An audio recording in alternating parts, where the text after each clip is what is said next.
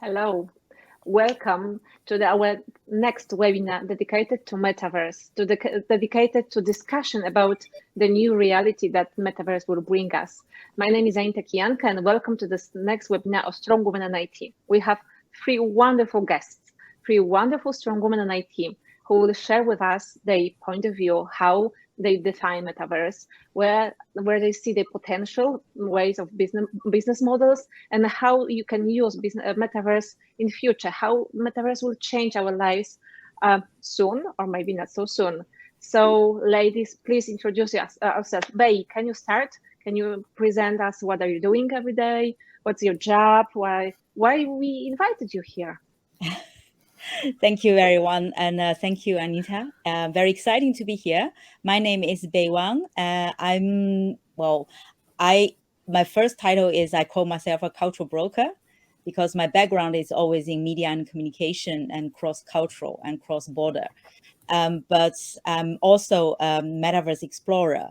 That's also addressed on my LinkedIn headline. The reason of that is because currently I'm the co-founder of a Web3 startup, Straightfire.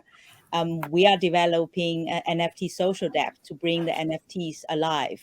At the same time, we are also NFT production lab, explore the new utility of NFTs, really to serve the rise of the creator economy.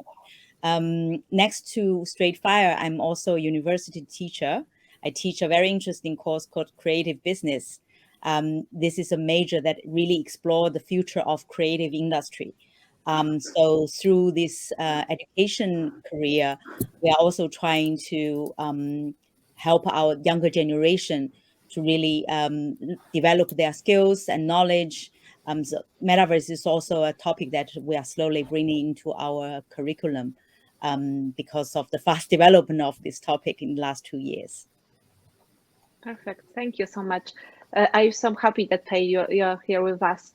Kasia, you have to know that Kasia inspires me to this topic. Kasia, during our virtual coffee, said, Anita, you have to talk about Metaverse. So Kasia, please introduce yourself here.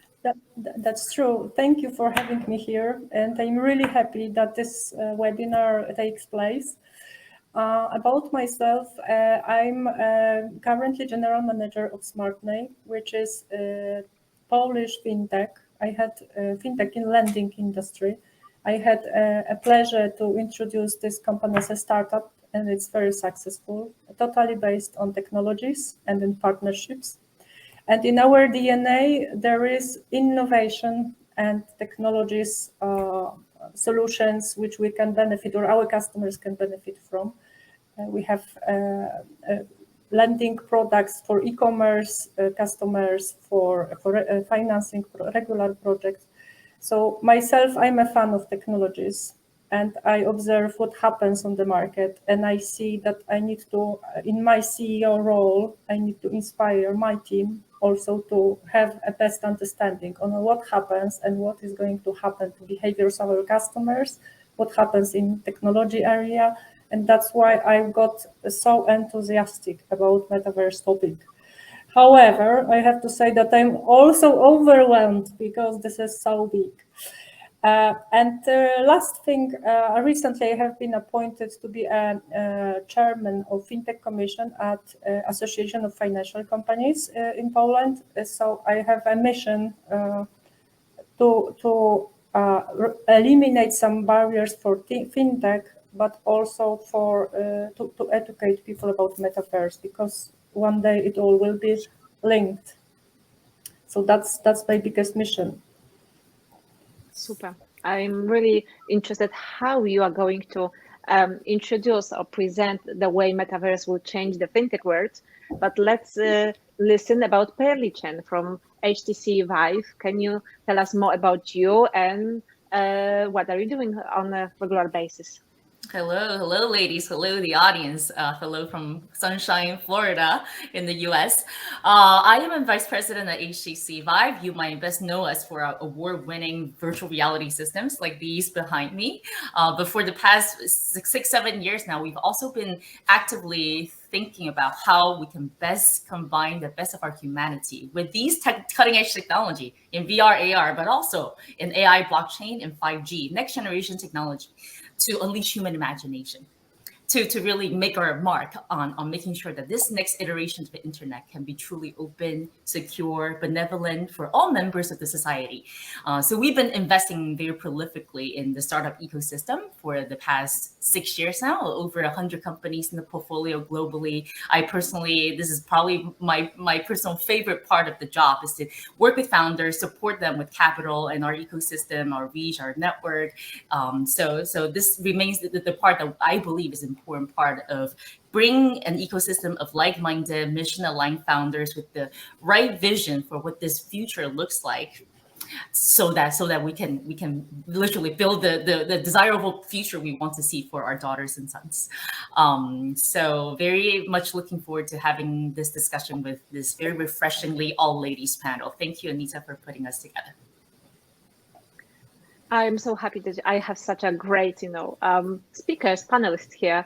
So ladies, to be on the same page, let's present how you understand the term metaverse. How do you define it? So Pearly, can you start? How when you think about metaverse, what comes to your mind? What the future it brings? So it will be a world where all the time we spend in our digital experience will be that much more immersive, that much more efficient, effective. There's a sense of presence because it's always connected. It's spatial. It's also aware, assisted by AI.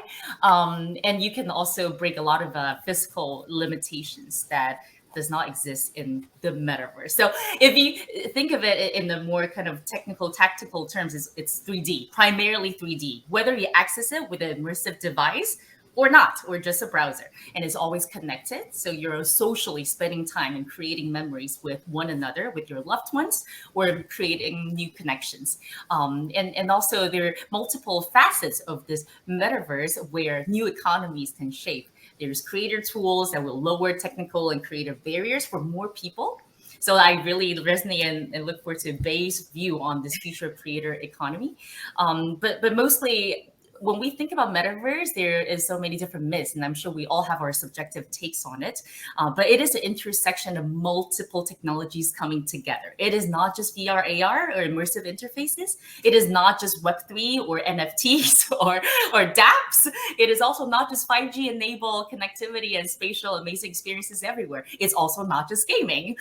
So it's not a lot of things, but the most important concept would be that it is fledgling. We're just getting started. We already know what the dystopian version of the metaverse looks like because sci-fi authors have already talked to us about that. So it is our responsibility to partake in the shaping of what this M word will be for our future generations. Wow. Bei, how would you define your metaverse definition? How would you present it? Well, I think Pearly gave a very good kickoff because I try to avoid the term define, because I think define sounds really much like making a conclusion. Because recently I was asked to develop a masterclass called Metaverse Mania, and facing a group of young students from different major.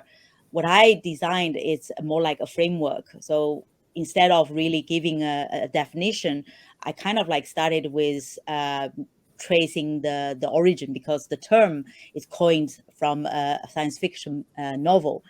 And we often say that our human innovation sometimes come from imagination. So a lot of science fiction novel in the past, in a way, either predict or shine a picture of the future. So either we were inspired by that, or we're already being limited by that. I don't know. But with the metaverse, at a certain point, a level, I do agree with the current interpretation. There's a lot of the interpretation, but I'm personally always very against, like, bound the term to one area. So it is, but sometimes I think maybe people also like to say it's the next generation of internet. Maybe in a way there's some truth there, because it sounds like a next generation of experiences, how we use internet to connect each other. I love the word that Pearly mentioned about the social part. And so, if I really need to give maybe a explanation of how we, as me and my company, in the first week of when we set up our company Straight Fire, it was very interesting because we set up an NFT company, but we also, like I just introduced, we're really truly believe in the creator economy. The whole kind of idea of setting up the company is to bring the benefits of the creator, because we believe creators should benefit from the metaverse. So here is a line that we kind of understand the metaverse. So we like to say the metaverse is continuously changing. It's decentralized and a creator-driven ecosystem. We also believe it should be without physical and space-time limitation. And for us, us means our, like me and my company, and also the startup world, where the humanity and technology coexist in a balanced, symbiotic relationship, enabling humanity to experience the real in the digital. So from our angle, that we also believe that metaverse is not separate from a real world. It should be a symbiotic coexistence with the physical world. Okay, that's what a little is bit interesting, yeah. But it's interesting, you title yourself as a Chief Metaverse Officer. Does it mean that we will have also prophecies dedicated for Metaverse only? Well, the reason why I'm mentioning that is because I don't like the term marketing, because I feel like the M word. I love the M word, and I think it's about more like a social interaction, and the metaverse brings our like social interaction, because now, thanks to the internet, we are able to connect and have like interaction beyond like, for example, what we are having now. I think that we are having a social interaction in a, either you can call it in a, for someone you can say it's purpose, with the purpose of marketing, maybe it's the purpose of, but I don't like the word marketing. That's why I think, okay, we are actually experiencing a new type of social interaction. So I kind of like to highlight the metaverse element of it. I think to put that concept into a little bit more tangible example would be that now we see each other as 4 floating rectangles with faces. It'll be really difficult for us to remember that we've done this together in this context. But if we had done this in the metaverse or any of the current immersive social collaboration platforms, imagine the 4 of us would be sitting on the beach, starting the session with a group meditation facilitated by AI. And then we're discussing with each other, connecting, creating those memories as if we're actually in somewhere together, because of the social audio, because of the visual audio stimulation. We believe our brains are checked to know that we're doing something physically together, even if we're physically thousands of miles apart. And the participants can also be represented by the avatars, the fashion, the collectibles of their choices, and be shared in the same space with us. That is just a glimpse of an example of what the immersive interface, which will power a lot of the metaverse concept, make the difference that it makes of human interaction, social interaction. There's so much to be desired from these 2D rectangular forms that we stare at all day, whether it's our laptop screen or our smartphone. The metaverse, as enabled by immersive interfaces, will be that much more amazing, mesmerizing, and make all of our digital time spent that much more worthwhile. Ultimately, though, I believe that is all to make us appreciate our real life interaction and experiences that much more keenly. You both said so much that for me it will be difficult to disagree with anything, even if I wanted. We agree to disagree. Exactly. But the fact is that this definition or the framework is really very like floating. Yes, metaverse means something different for people. And I have to tell you from my own experience that when I did an exercise in a company allowing people to try different means by entering the metaverse. So we had actually HTC Vive headwear. We had also AR. We watched the concert in the metaverse. We tried a lot of things. So for everybody, the experience was different, and they felt it's a little bit about something different. That was different for them, but the underlying word I can think about when I think about metaverse is really experience. It's experience, and it's matching coexisting worlds, which are virtual and real ones. And I think actually that this is a new way, but that the metaverse let us to look at the world completely differently. Yes, because defined world as we had until now changes. We see also that there is parallel space which coexists, which plays a role. Of course, it's always allowed by the technologists to perfectly describe all this. We have a 5G network on top of blockchain, AI, AR, cloud, etc., etc. And I think it allows people really to experience things differently. They can create, they can own, they can transact, they can play, they can socialize, but mainly experience. And let me say one anecdote, because I would be really interested to have the same discussion in, let's say, 5 or 10 years' time. When I'm, as I told you, I've been working in this consumer finance industry for years, and I'm in fintech area. I remember polls trying to understand what the fintech is, and it was like 9 years ago. So for them, fintech was technology from Finland. Can you imagine? No way. Yes, the term was completely unknown, and they couldn't get what the fintech is. Right now, when you talk fintech, it's natural. So I'm really interested to hear how we will define metaverse in 9 years, for example, to see how our definitions look like.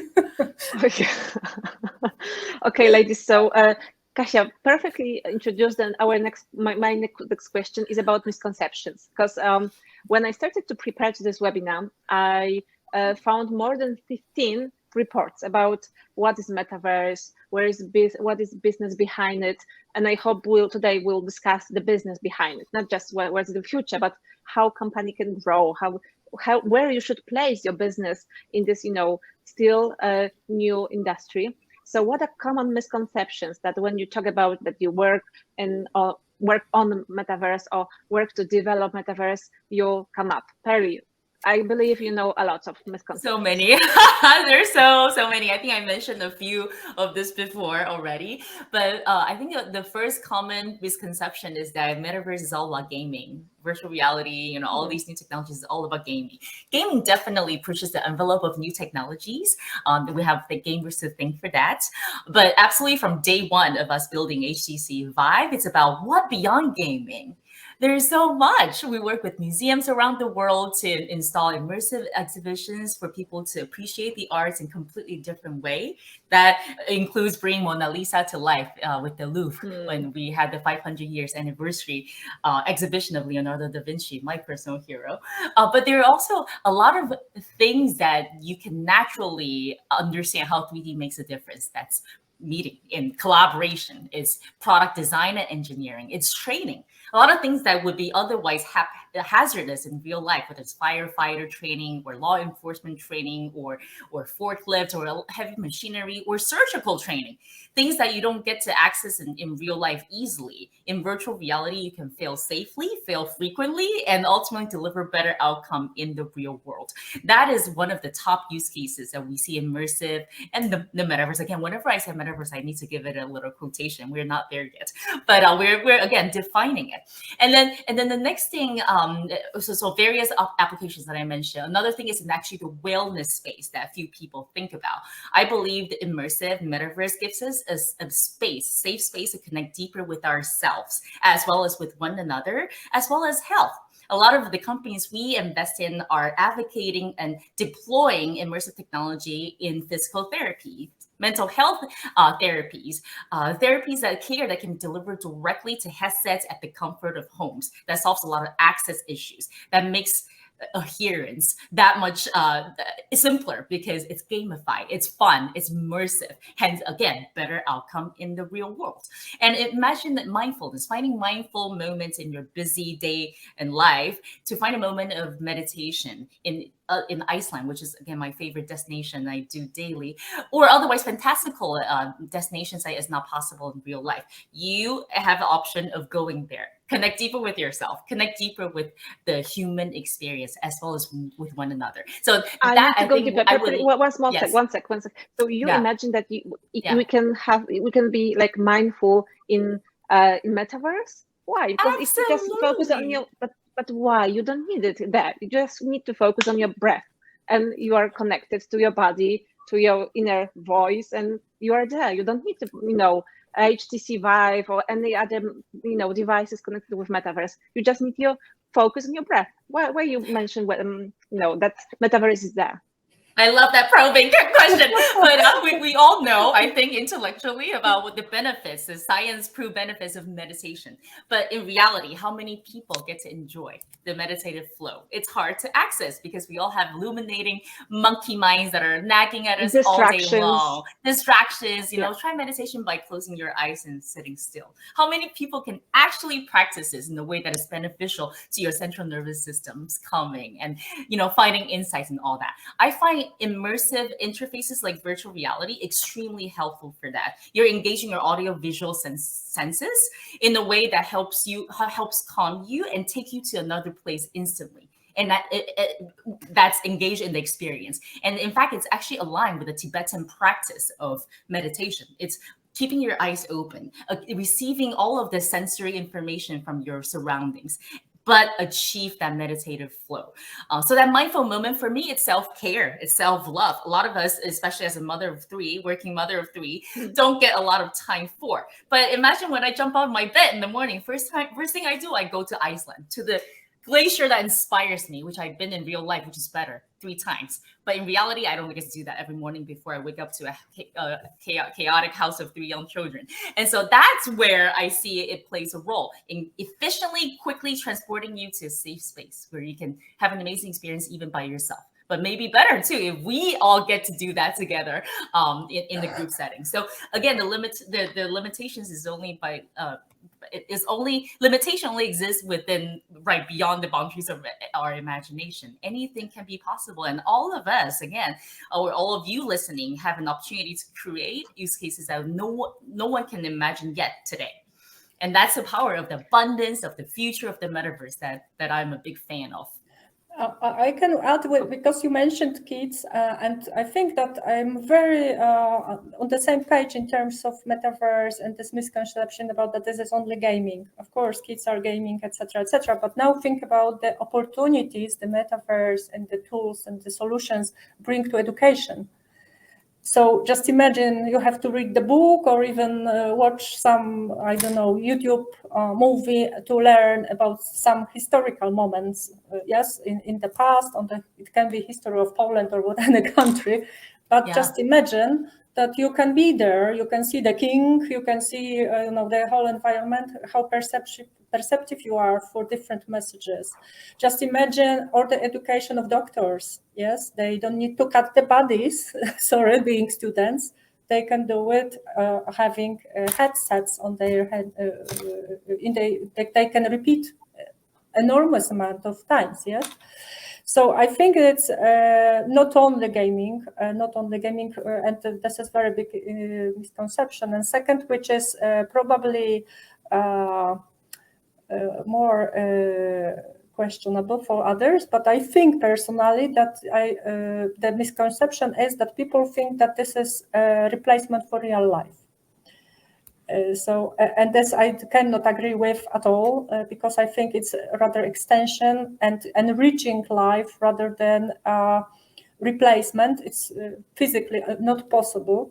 Although I have to admit that of course there are some risks, yes, of addiction to some tools, to some behaviors, etc. But for sure, a metaverse is not a replacement. I fully agree with this, Kasia, and I want to. Yeah, sorry.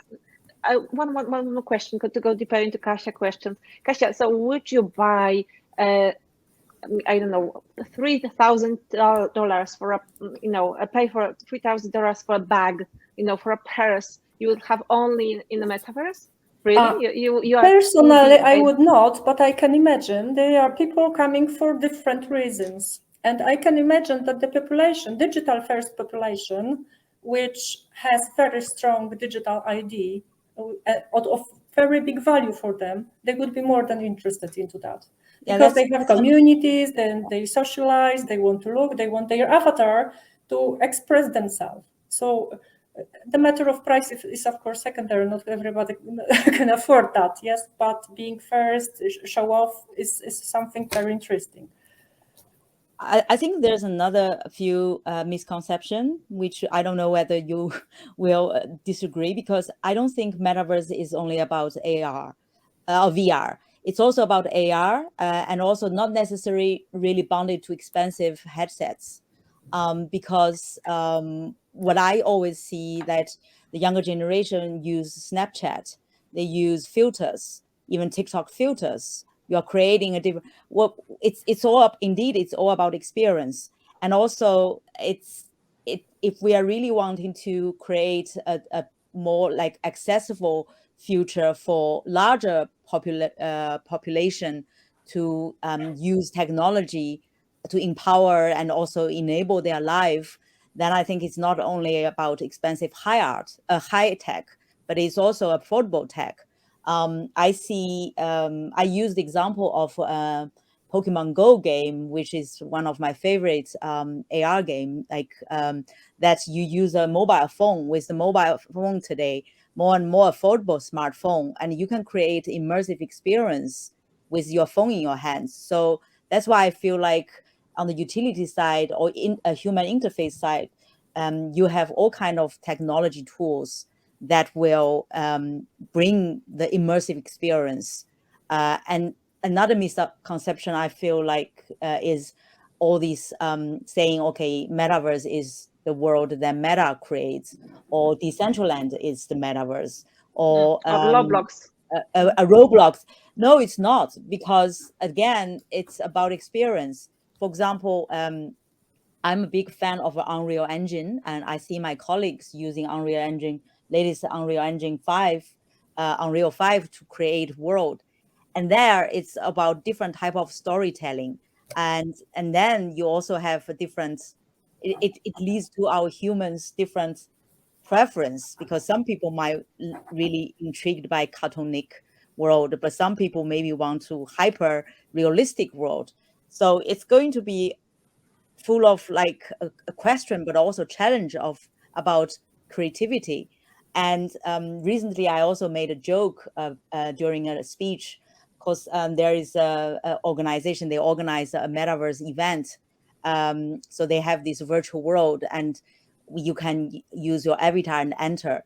But to be honest, I wasn't very attracted by the aesthetic design of this world, because I found the world is not very beautiful. So then I was thinking, we tend to have experience that make we feel better, or we want to have a certain kind of triggering one of our emotions. But if I want to go to a social event in a digital world or in a virtual world, I would go to a place that aesthetically also attracts me. Because if the design looks so ugly, then why would I go there? That's another story. I feel like it's all about whether it enhances our physical need, and then if the experience is not nice. I mean, I'm looking at Pearly, that if a mindfulness surrounding that doesn't really appeal to me, I wouldn't choose that place. Absolutely, absolutely. And a good thing about the metaverse is that more people will be able to create. If you find that environment non-appealing, you should create one. We're investing in creator tools that really lowers those barriers. You Exactly. have AI-assisted creativity tools. You can start from worlds, templates, import assets. You can, without writing a line of code, create 3D worlds, assets, and experiences, interactions. All of this is becoming fastly improving, available. That creation in the metaverse can be accessible to your 5-year-old to your 89-year-old. And so I think that idea really pins on the abundance idea and creativity idea, that everyone can have access to that, is no longer monopolized by people with training in those very complex CAD computer software to create 3D assets. That is the fact today. But also we can already see so many people starting to participate. I'm sure you had experienced some non-compelling 3D virtual worlds, because I'm sure there are all kinds of different colors. But I also see incredible ingenuity coming out in the worlds, like in VR chat, for example. It could be a single mother in Japan starting to go to craft a Zen garden with all kinds of amazing elements in it, and invite people into those worlds. She can be making a livelihood by creating worlds for brands or clients or customers for event spaces and other things. So aesthetics, absolutely, it has to really draw us in, and whether that's photorealistic digital twin of Paris, let's say, my favorite city in the world, or it's a fantastical place that doesn't exist in the real world. Anything is possible. And I agree that metaverse is not just access via VR, which probably is the most immersive way to do so, but access is important. So while headsets are still a little bit inaccessible from form factor or price, for whatever reason there are also web XR that you can access via phone, tablets, or any connected browsers. And AR, for sure. I'm sure, and you named Pokemon Go. I don't know if you play it in AR mode. I think a lot of the smartphone-based AR experiences today are a little beyond, are just a little bit beyond novelty. You do it once or twice, you think, oh, this is cool, but it's not natural for us to peek through our world with the little rectangular like this. And my question goes to all of you ladies, because it was about 5 years ago. We did event with founders of Pokemon Go, and it was after this blast, after when it was so famous. So it is more or less 6 or 7 years after its peak of popularity.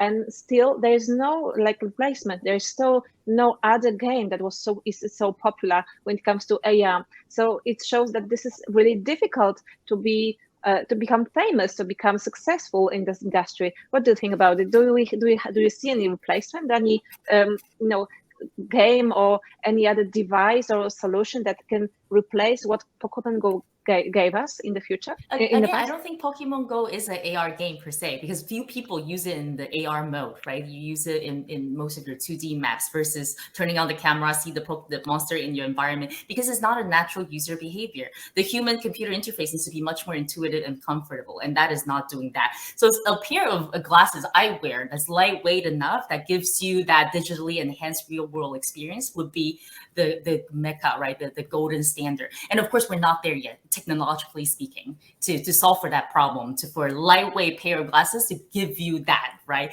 All of the AR glasses that we see on the market today have very limited field of view, horizontally and vertically. Hence, they're used for very specific industrial healthcare training use cases. And that's why virtual reality is more technologically mature for consumer experience. Whereas AR, absolutely, it will be amazing, but technologically speaking, we still have a little ways out to achieve that form factor where everyone can have an amazing experience doing that. So it's not so much about whether we have better game developers to create an AR game experience. It's more about whether it's mature enough as a consumer experience technology, which is not today. Yeah, but I also would add that, Anita, if you look at the other industries, it doesn't need to be Pokemon Go or in the gaming. But if you look at the entertainment industry and concerts, look how many people. I personally looked at the results of Travis Scott. I think he's rapper. I didn't know him before. Travis Scott, Yes. but Yeah. he had a concert, 45 millions of users or the viewers. Amazing result, yes, and it is growing because people right now can watch this on YouTube even. But amazing, and the experience is amazing. I was first to show it to people, and they were sitting like, oh my god, fantastic. I agree. I was there, yeah, and that's Wow. not tied to any headset. You just need a TV screen, Yes, or a exactly. smartphone, whatever it is. But 3D content in that sense, even without the immersive interfaces, already give you a sense of amazing together, right? Something fantastical, and that will bridge us to the ultimate utopia vision so of like, everyone living in the metaverse. we all agree. So we all agree that this will change the world. It will change the way we live nowadays. It will be like next revolution or evolution of our way we consume media and live. Do our relaxing and working hours. So where are the money? Let's talk about like strong women in IT. Let's talk about business. Why companies spending so many billions of dollars to develop this technology? Where companies can earn money in it? So, Bei, where do you see this money business here? Where you can earn money here? Well, actually, I as a startup founder, I have to say that we are facing also a kind of like challenge now, because of course with the recent in the recent years, like VCs, they tend to invest in like next most like breakthrough of the technology. But you see like technology everywhere. But then what I always feel, and my team, we always feel like in the metaverse, it's not only the hardware technology that plays a role. It's also the software and the softer part, and then the applied technology, as well as the storytelling even. Like Pearly just mentioned about the word creativity, but then that is actually a challenge we are facing. How do you quantify? How do you measure creativity? If we look at our traditional business models, then you have all these like economics about cost and benefits, but how do you measure? How do you put price card?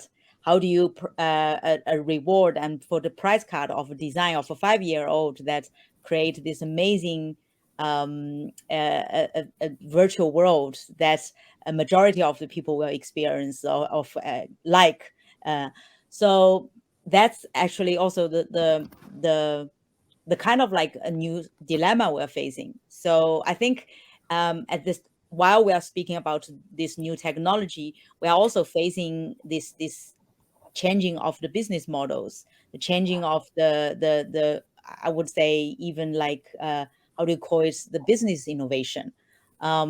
We have actually, as a company, we faced this because we are always asked by people, okay, you create this, because we create a app or decentralized app. Actually, it's almost like a display. We can call it, you can even call it a billboard in the metaverse, because then you can also showcase your NFTs with a 3D stage. But we can hardly really explain to the hardcore tech people that because we are more like emphasize on the creativity side. So in that case, I'm actually looking at you guys how to quantify creativity, How to monetize also. how Yeah. how to monetize and or even measure. Yeah, but I remember 4 years ago, I was at IoT Solution Congress in Barcelona, and it was a huge stage. There were 500 participants. There was some panel discussion about IoT business, about business models, and they asked, one of the speaker asked, who is working in IoT industry? And almost everyone raised their hands. Who is earning money in IoT industry? 5 people raise their hands. So because there were so many data that they thought about business models, how they can monetize the data, and still there are, I think, problems with what you can do with it. So I think, whether do you agree or not, that Metaverse is facing exactly the same situation. There are many possibilities, but they are not enough, or maybe you don't agree, and it would be great, and maybe not enough ways how to monetize it, maybe ideas how to benefit from it in your bank account. Absolutely. And business models and how money speaks, right? We're building those startups in a way that is not sustainable, or platform shifts that don't pay all of the creators and users and participants in the end. So easy example to imagine would be Bei Helicopter, a customer partner of ours that uses VR to design their next generation helicopter, which is traditionally a 7-year innovation cycle. Which with VR, they shortened that to 6 months. So 10x acceleration of a design prototyping innovation cycle that's otherwise extremely lengthy, expensive. If you just count all the headcounts and all the materials and processes and time costs, the use of a new technology like this with simple software services and design tools can save you hundreds of millions of dollars potentially. And another good example in that would be one of our portfolio companies that create a tool for pharmaceutical companies to visually model and collaborate on proteins, for example, and molecular modeling tools. So scientists are collaborating inside VR to find new drugs, drug discovery, new solutions, understanding coronavirus better, find new approaches. And imagine what the drug discovery business is, billions of dollars and multi-years of innovation cycle. Again, using new technology like this can deliver value from day one. So a lot of times the companies that we invest in, or how we think about providing value to clients, is how does it provide value today? How much money you're already saving by adopting this new technology, right? And not to mention on the consumer side of things, already dozens and more developers are already making revenues that are very comparable to console business, or it can already sustain game developers as a standalone company, as well as many startups that are making millions and millions in revenues by providing the right value, service, and tools to their target customers. And that can be pharma companies, your hospitals, your law enforcement agencies, government, DoD. It can be, all these different clients that are looking to use these technologies to create new product marketing solutions, engage their customers, or internal training that provides 4 times as high engagement rates and retention rate. And so when I feel that the startups are eloquent in articulating what the value is, and that can totally be quantified, then there's very little pushback, because the cost of adopting this technology is so low compared to the colossal value that can be delivered. I think there is money for psychologists and social engineers as well in this industry, because what is unknown and is the biggest risk is probably that in longer perspective, we don't know what will be the impact of all these I would say experiences and impulses which we put to our brain due to technological advancement. But also, if I can add to what was presented earlier, I think that in fact many companies are testing waters, and actually it's very difficult to understand what are their goals. They are just experimenting. To give you an example.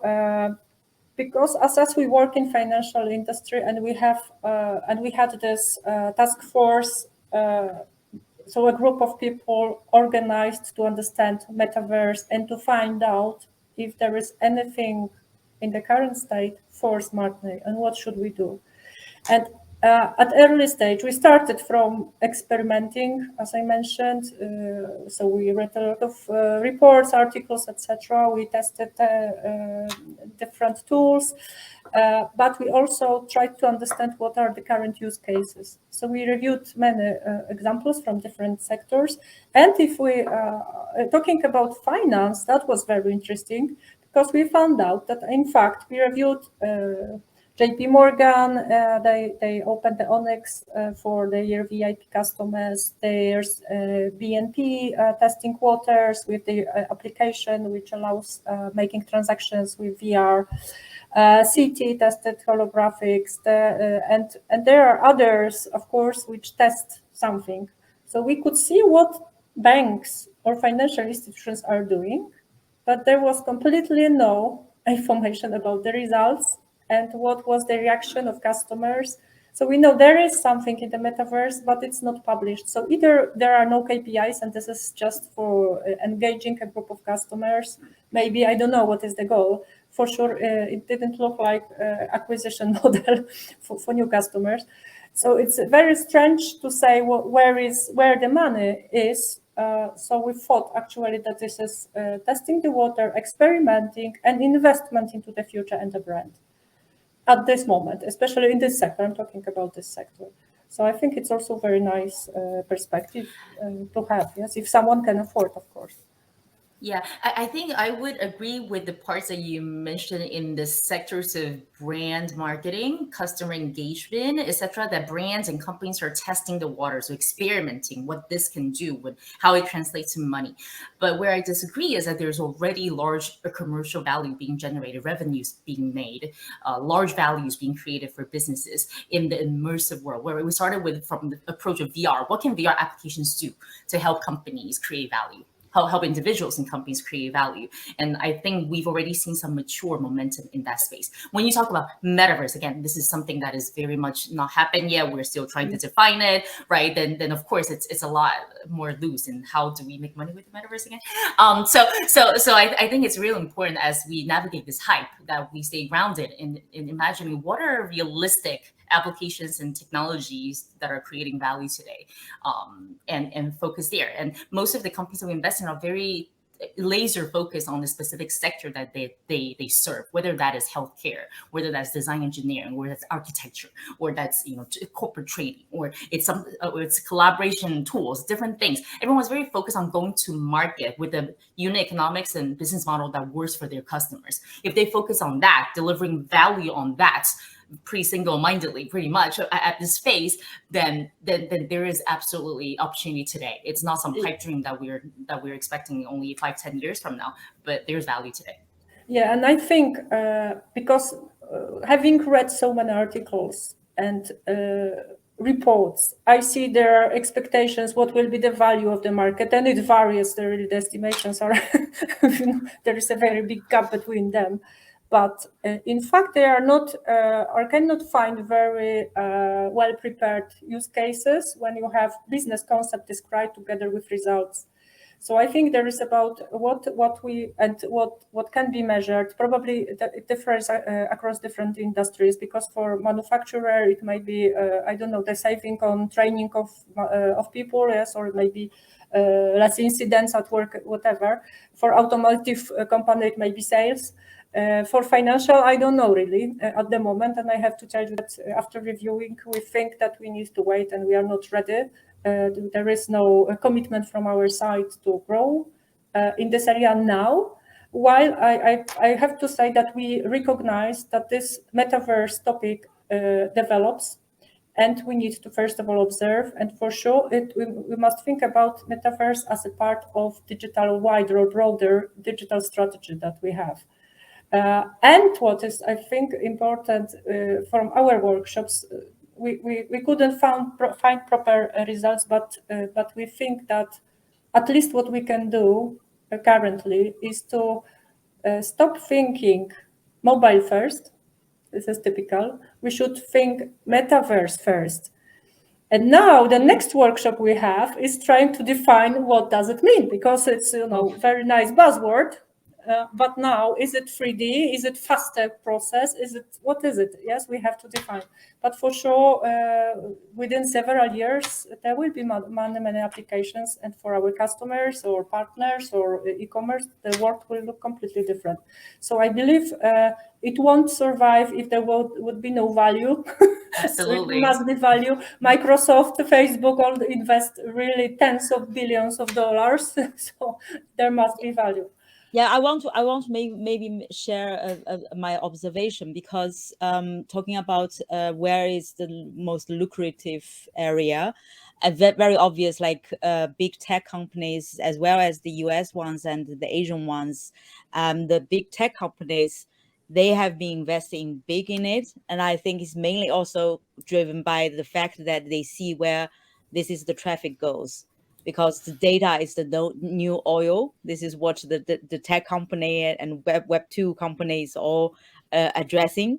So they kind of like see this is where the most traffic is going towards, like a metaverse platform. So that's why you see companies all trying to develop their metaverse, from Microsoft to Meta to Tencent to Baidu, also to Nvidia. But at the same time, there's another trend, because now we are talking about the decentralized economy and DeFi, and driven by the Web3 evolution. So I see a very interesting kind of shift of power. But at the same time, there's also a debate about an open versus a closed metaverse. I think that is also a discussion recently in a lot in the space. And then you have all the discussion about interoperability. So if all these different, and I think that sounds a very techy word, but translated into directly is like whether we are able to use our digital assets in one metaverse continent into another one, or into and then there is, I think it's a reflection of also the physical world's power struggle. And I think that is, in a way, it also kind of like, because when we talk about digital economy, I'm based in West Europe, and I think what I often heard is that the most obvious and easy to understand use case of metaverse comes from Asia, truly, because people say that in Asia, or especially like China and Southeast Asia or Singapore, they already have a certain form of digital life or digital economy. I don't know whether this is true or not, but because I've been researching on digital China for the last 10 years, and in a way, we kind of like see all these like form of online to offline, social commerce, phygital campaign of a product launch. It has already happened in China or in Asia, and then people starting to talk about those use cases here in the rest of the world.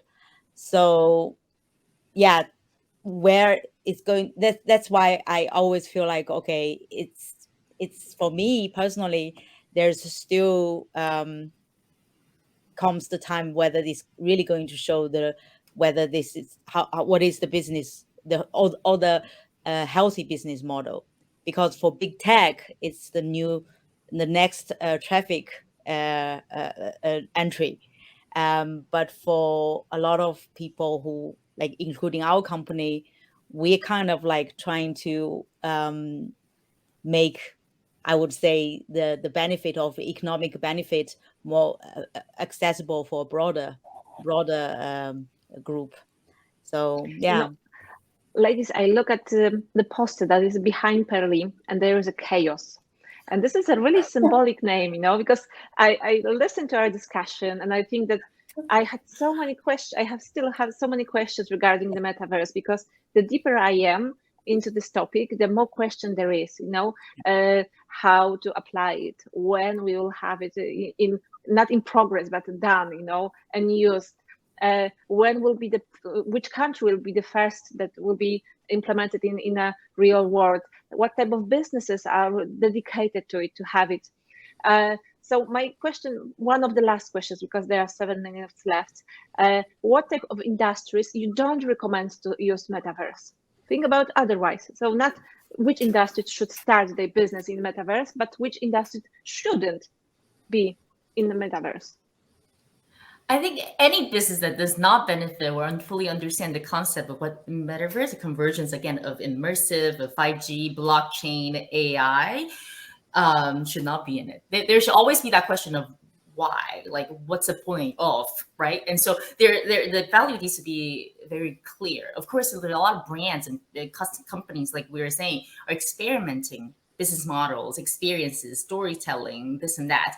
But ultimately, for the companies that need to pursue a sustainable business model, they need to be able to articulate how these new technologies, again, a cohort of technologies, would help enhance their product, their services, their end user value.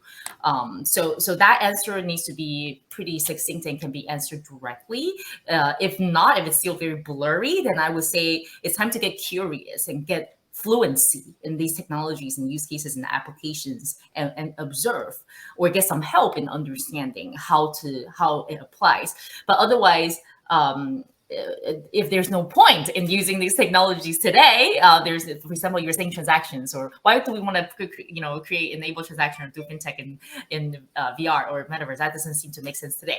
But so I think we all agree here that this is something that is very much a work in progress. So how metaverse shapes out to be is really still up to the jury. Is all of us, everybody that is paying attention. And then ultimately, this, I believe still that business models that we cannot imagine today will arise, and new ways of using these technologies to create value in the billions of dollars and billions of people's scale of impact will arise. And that's why we need to all pay attention and care, even if immediacy doesn't apply to your business today. Well, I always think that, as I said, that I always believe metaverse should enhance our physical life, and it should be also a symbiotic coexistence. So it should benefit human, despite which industrial sector, if the technology of metaverse, like VR or AR or 3D or immersive, doesn't for the benefit to make this business activity or this human activity better, then just don't use it. I mean, technology is to serve humans. So if it kind of like make our life miserable, then I think we should Absolutely just avoid it. Yes. Yes, I think that actually metaverse allows creativity to fly. The creativity is limitless. So most probably, I believe that the metaverse will infiltrate all sectors, at least in some areas, because the creativity is so big that you can always find the use case which will allow you to cut costs, engage better with customers, acquire new customers, maybe advertise, maybe do some other things like save somebody's life. Yes, you can save somebody's life because you can support, the operator can support real surgery. Yes, when you have this digital twins concept, you can have a human, you can make an operations with support of the metaverse, which is amazing. Yes. So for me, when you ask this question, I really cannot find an application. It's probably top of my mind. I cannot find any sector which I would say, there is no place for metaverse, really. So be like water. Water is everywhere, and water can, fit to each shape of your glass, of whatever you have. So be like water and grow in metaverse. Although, probably drinking a wine from metaverse may be different experience than in reality. Depends on sensors. Wonderful, wonderful. Ladies, we are finishing today. So it was 1 hour and it lasted, it was like a split of a second. Thank you so much for sharing with us your experience, your look at how metaverse will change, or changing nowadays, the business models, the way we live.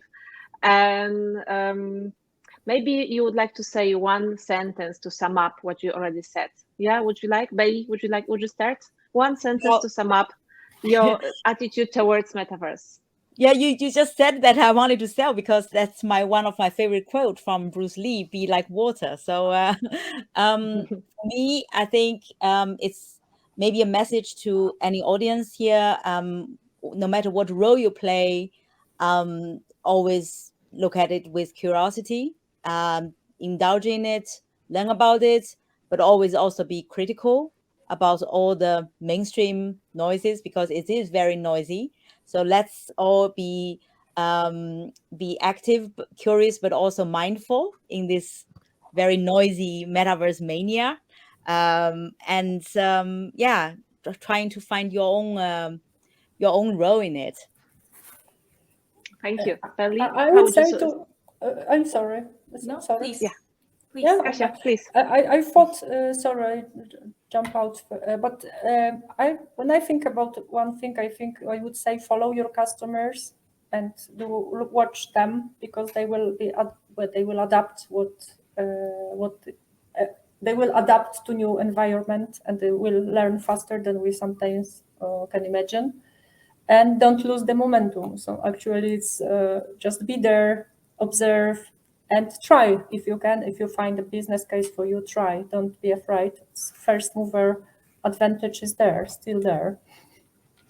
Stay curious, stay hungry for sure. Your customers might not yet know what they want, so always keep keep an open mind for new possibilities. For me, it is all about believing in the abundance, the hopefulness, the optimism of this future that will be enabled by technology, but with a lot of benefit of hindsight from what has transpired in these previous generations of the internet or interconnected world or computing platform shifts. So hopefully we are all aware and cognizant of the responsibilities that we all play in contributing to building this better future for our daughters and sons.